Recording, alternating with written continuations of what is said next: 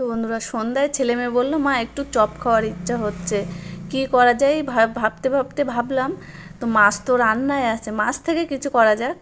তো মাছটাকে আমি তরকারি থেকে তুলে নিলাম, নিয়ে দেখুন ছাড়িয়ে নিলাম, নিয়ে হাত দিয়ে একটু পিষিয়ে নিয়ে তার ভিতরে পেঁয়াজ কুচানো, লঙ্কা কুচানো, একটা আলু গ্রেট করে দিয়েছি, তারপরে দিয়েছি বেসন দিয়ে ভালো করে চটকি নিয়ে তারপরে দিলাম লবণ, হলুদ, লঙ্কার গুঁড়ো, জিরের গুঁড়ো, গরম মশলার গুঁড়ো, মিট মশলা সব একে একে দিয়ে ভালো করে মেখে নিলাম। ব্যাস এবার তেলে ছাড়ার পাড়া।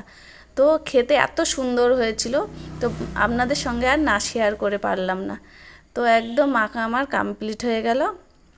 এবার কি শেপ দেবো বুঝতে পারছিলাম না, যাই হোক একটু বেশ গোল গোল টাইপের করে দিয়ে দিলাম তেলের ভিতরে। দেখুন তো একটু নরম তেলে দিলাম, যেহেতু আস্তে আস্তে তাহলে ক্রিসপিটা হবে ভালো।